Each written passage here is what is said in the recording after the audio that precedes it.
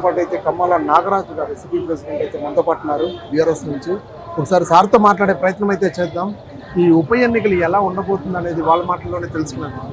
Sir నమస్తే. నమస్తే sir, ఈ by election Jubilee Hills by election me plan of action ఏంటి? ప్లాన్ ఆఫ్ యాక్షన్ అంటే ఇవాళ జూబ్లీహిల్స్ ఎలక్షన్ అనేవి సాధారణంగా వచ్చిన ఎన్నిక కాదు ఇది. మరి ఇక్కడ ఉన్నటువంటి మాజీ శాసనసభ్యులు మాగంటి గోపీనాథ్ గారు 2 సార్లు గెలిచి మరి వాళ్ళ అకాల మరణం చెందడం, తద్వారా బై ఎలక్షన్ రావడం అనేది జరిగింది. ఇక్కడ అభ్యర్థులు చూసుకున్నట్టయితే ప్రధాన పార్టీలలో ఇవాళ కాంగ్రెస్ పార్టీ అభ్యర్థి, బీఆర్ఎస్ పార్టీ అభ్యర్థి మధ్యలో పోటీ కనబడతా ఉంది.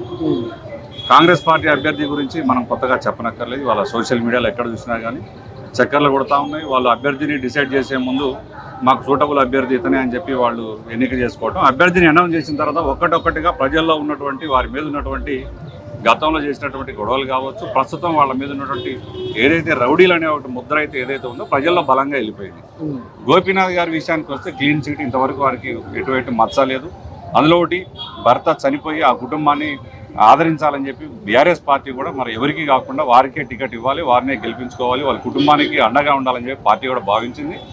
ఇటు వారిపై ఎటువంటి మచ్చలు లేనటువంటి మంచి సింపతి అనేది కూడా ఉంటుంది. అలా రాష్ట్రం అంతా చూస్తూ ఉన్నాం మనం. ఇవాళ ఇది అర్బన్ ఏరియా అయినప్పటికీ రూరల్ ఏరియాకి వస్తే మనం రైతుల్ని బాగా దారుణంగా మోసం చేసినటువంటి కాంగ్రెస్ పార్టీ వాళ్ళ అర్బన్ ఏరియాస్లో కూడా ఈ జూబ్లీహిల్స్ ఏరియాకి వచ్చినట్టయితే ఒక 20-30% క్లాస్ పీపుల్ ఉన్నప్పటికీ 70%, 80% స్లమ్ పీపుల్ ఎక్కువ ఉన్నారు. వాళ్ళందరూ కూడా ఆనాడు ఆలోచించింది ఒకటి, ఇవాళ కాంగ్రెస్ ప్రభుత్వం వస్తే మహిళలకి 2,500 రూపాయలు ఇవ్వటమే కాకుండా ఏదైతే వృద్ధులు, వితంతువులు, ఒంటరి మహిళలు ఉన్నారో వాళ్ళందరూ కూడా మాకు పెన్షన్ కూడా డబల్ అవుతుంది.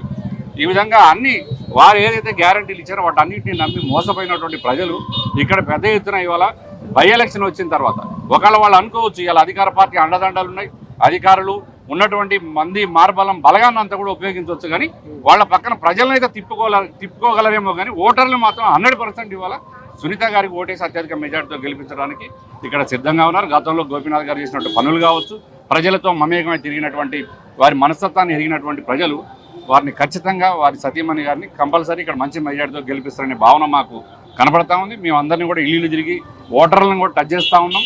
మేము ఓటర్లు టచ్ చేసేటప్పుడు ఓటేయండమ్మా అనకుండా ఉన్నటువంటి అభ్యర్థుల మధ్య వ్యత్యాసాన్ని కూడా అడుగుతా ఉన్నాం. వాళ్ళు క్లియర్గా చెప్తున్నారు. వాళ్ళే ఇవాళ కాంగ్రెస్ ప్రభుత్వం మీద దుమ్మెత్తి పోస్తూ ఉన్నారు. స్థానికంగా వాళ్ళు ఎవరైతే కాంగ్రెస్ పార్టీ అభ్యర్థి ఉన్నారో అభ్యర్థి పట్ల కూడా వాళ్ళు అసహనం వ్యక్తం చేస్తూ ఉన్నారు.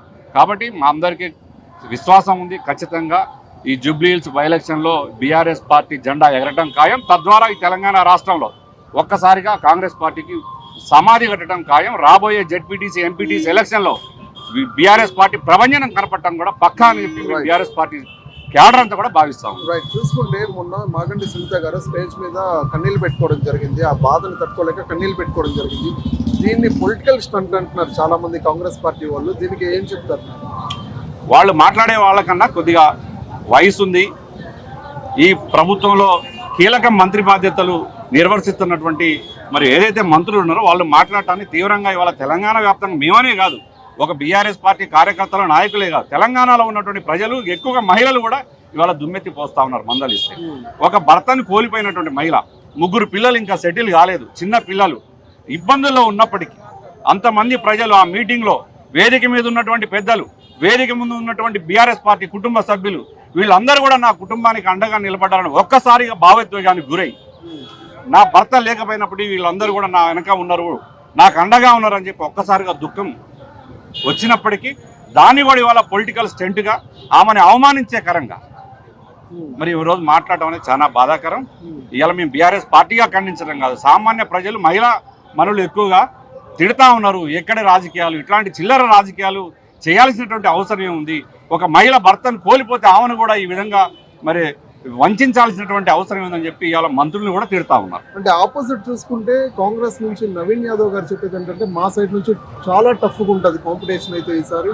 అంటే మీ పార్టీ సైడ్ నుంచి ఏం చెప్తారు? అంటే చాలా టఫ్ పొజిషన్ అయితే ఈ పక్క నుంచి ఇస్తారు కాంగ్రెస్ నుంచి, బీఆర్ఎస్ నుంచి ఎలా ఉండబోతుంది? బీఆర్ఎస్ ఇవాళ వాళ్ళు అనుకోవచ్చు, రోడ్డు మీద తిరిగేటువంటి యూత్ కావచ్చు, ర్యాలీలు పెట్టినప్పుడు వచ్చేటువంటి యూత్ కావచ్చు, సభలు పెట్టేటప్పుడు వచ్చేటువంటి యూత్ కావచ్చు, ఇవాళ డబ్బులు ఉన్నాయి కాదని చెప్పి డబ్బులు పెట్టి తీసుకురావచ్చు, కానీ ఇవాళ ఓటేయడానికి సిద్ధంగా ఉన్నటువంటి గృహిణీలు ఎవరైతే ఉన్నారో అందరు ఇంట్లోంచి బయటకు వచ్చి ఎవరు పార్టీల జెండాలు పట్టుకొని తిరిగేటువంటి వాళ్ళు కూడా ఓట్లు వేస్తారని నమ్మకం లేదు. మనం ఆ డాంబికాలను చూసి మాకే గెలుస్తుంది, మాకే మెజారిటీ ఉంది, ప్రజల పద్ధతి మాకే ఉందని చెప్పి అని ఆ విధంగా అహంకారం పూరితమైనటువంటి అహంభావంతో ఎలక్షన్లో ఓటర్ల దగ్గరికి వెళ్తే ఓటర్లు కూడా ఎట్టి పక్షాలు ఉపేక్షించరు. ఖచ్చితంగా బీఆర్ఎస్ పార్టీకే ఓటు వేస్తారు. మీకు బీఆర్ఎస్ నుంచి గ్రౌండ్ రిపోర్ట్ ఏమైనా వస్తుంది? మేము కూడా వచ్చిన వాళ్ళని తిరిగేటప్పుడు బీఆర్ఎస్ పార్టీ అని తిరగట్లేదు. ఇక్కడ గోపీనాథ్ గారు గతంలో మంచి పనులు చేశారంటున్నారు, నిజమేనా? ఇవాళ వారి సతీమణి నిలబడారు సునీత గారు, అవతల పక్క అభ్యర్థి కాంగ్రెస్ అభ్యర్థి ఉన్నాడు. వీళ్ళిద్దరిలో మీరు ఎవరు ఓటేస్తారంటే వాళ్ళే క్లియర్గా చెప్తున్నారు, గోపీనాథ్ గారికి ఓటేస్తాం, రౌడీలను తీసుకొచ్చి మేము నెత్తిన పెట్టుకోలేం కదా అని క్లియర్గా చెప్తా ఉన్నారు వాళ్ళు. ఓటర్లు అయితే ఫిక్స్ అయి ఉన్నారు, ఎవరికి ఓటేయాలనేది వాళ్ళు డిసైడ్ అయిపోయింది. మీ ఓటర్స్కి ఏం చెప్తారు ఫైనల్గా? ఈ జూబ్లీ హిల్స్ నియోజకవర్గ ఓటర్లందరికీ కూడా బీఆర్ఎస్ పార్టీ తరఫున మేము ఒకటే చెప్తా ఉన్నాం. ఈరోజు రాష్ట్రంలో కాంగ్రెస్ పార్టీ అటర్ ఫ్లాప్ అయినది. ఈ 2 రోజుల మధ్యలో చూసుకున్నట్టయితే మంత్రులే గొడవలు పెట్టుకొని తిట్టుకునేటువంటి పరిస్థితిని కూడా సోషల్ మీడియాలో చూస్తూ ఉన్నాం. కుక్కలు జింపిన ఇస్తరాకు చేశారు ఈ తెలంగాణ రాష్ట్రాన్ని. ఈ తెలంగాణ రాష్ట్రంలో పాలించేటువంటి నడిబొడ్డైనటువంటి హైదరాబాద్లో ప్రజలు విజ్ఞులై విద్యావంతులు ఆలోచించి ఈ నగర చుట్టుపక్కల కూడా కాంగ్రెస్ జెండాని రానియకుండా తరిమి కొట్టినటువంటి తెలివైనటువంటి ఓటర్లు ఉన్నటువంటి ఈ నగరం మళ్ళొక్కసారి మీకు అవకాశం వచ్చింది. చేజారినటువంటి అవకాశాన్ని మళ్ళీ చేజిక్కునేటువంటి అవకాశం వచ్చింది. ఒక్కసారిగా అర్బన్ ఏరియాలో ఎటువంటి చైతన్యం ఉందో చూపించాల్సినటువంటి అవసరం వచ్చింది. మళ్ళా ఈ కాంగ్రెస్ పార్టీని 10 సంవత్సరాల వరకు బొందబెట్టేటువంటి అవకాశం మీ చేతిలో ఉంది.